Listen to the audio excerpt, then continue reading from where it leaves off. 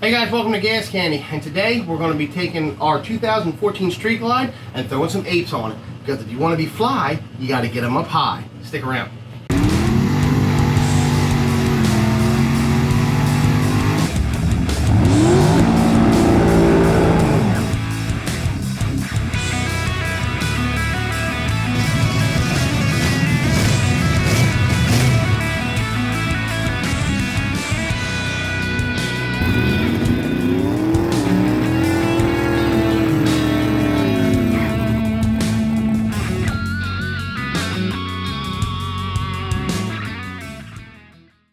Alright guys, so like I said, today we're going to be putting our 12-inch mini apes onto my 2014 Street Glide. And we're going to give you the basic rundown on how to do this and show you that even you can put something like this together in your shop with basic tools. Okay, so the first thing we got to do when we're taking the fairing off is get these 3 screws, and then take the windscreen off, and then there's going to be 4 screws in the back, and then allow this whole front fascia to come off the bike. Alright, now that we got our screws out, it's time to take the fairing off. But as you're taking the fairing off, just be aware that this headlight goes with the fairing. So you pull it off, there's going to be a connection in the back, you're going to unplug it.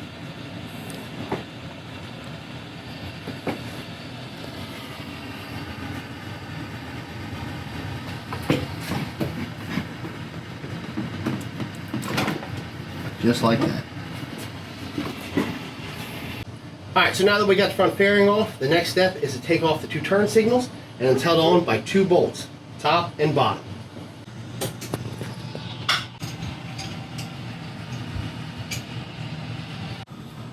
Okay, now that we got the bolts out in the fairing and we got the fairing off, it's time to move on to the next step, which is getting this black fascia here that's actually underneath the ignition.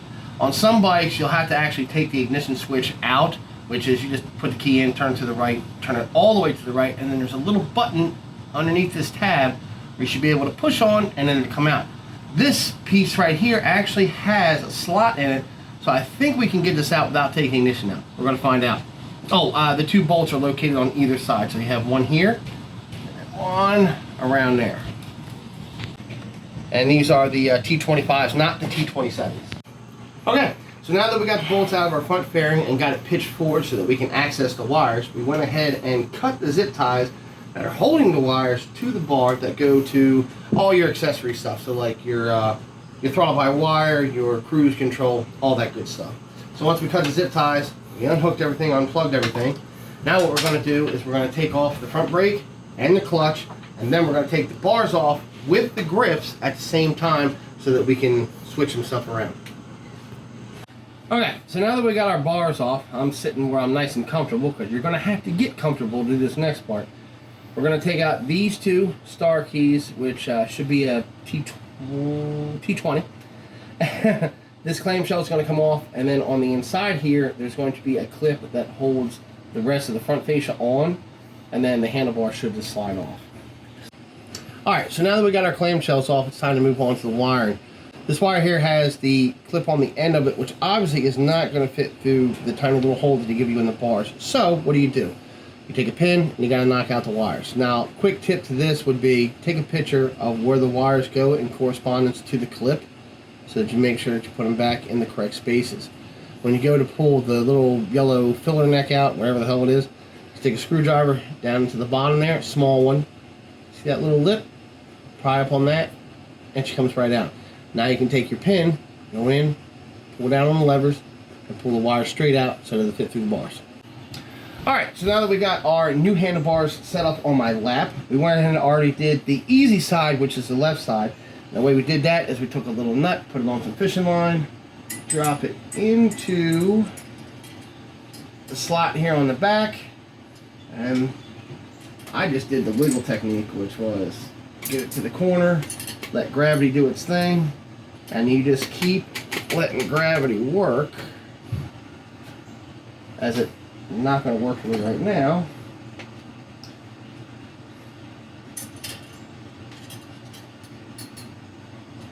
Just keep feeding it, keep feeding it.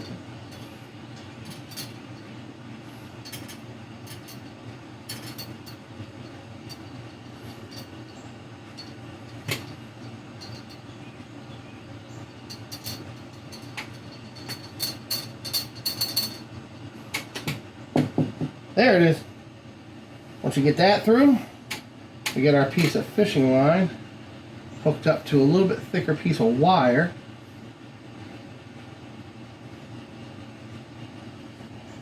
And we're going to pull that through.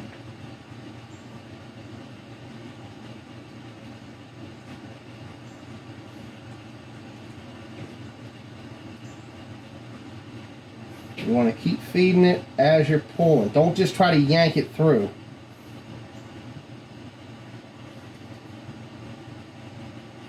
Sometimes you got to go back a little bit.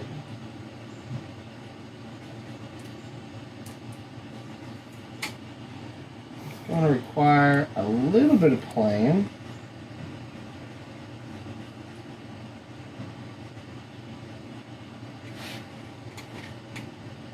Oh, that's because it's already there.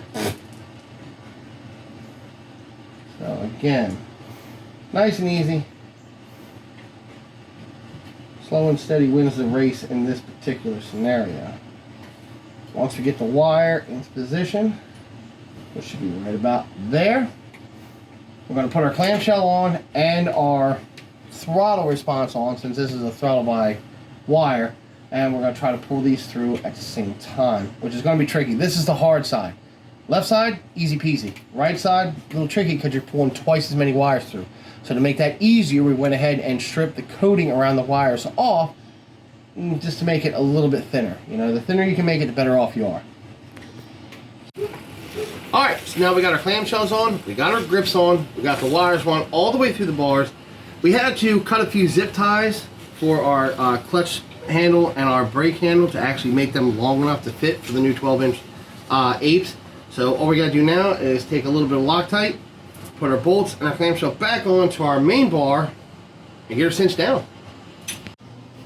Alright, so we got our bars on. We kept the bolts loose on the risers after we got the bars on, and then the way to get the separation correct is one person has to sit on the bike, which is what I did. I pulled the bars back and let Dave take the front fairing and actually get everything back into alignment. It's kind of tricky with these because you can actually have the bars too far forward where they're going to smash into the fairing and then nothing's going to line up right. So the only way to do it the correct way is to line them up at the same time to make sure you have your clearance and to make sure everything is right in correspondence with one another. So now that we got that together and we got our bolts tight on the risers, we're going to go ahead and put the fairing back together in reverse order that we took it apart.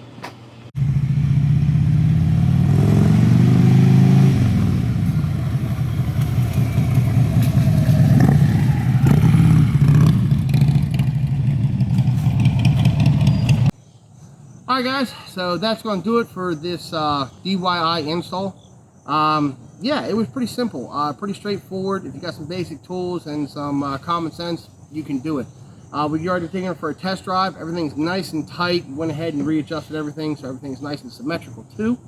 So yeah, if you like what you saw, make sure you leave us a like and possibly subscribe. If you want to have any questions or any comments on what we did, how we did it, if you hate it, let us know. If you like it, let us know.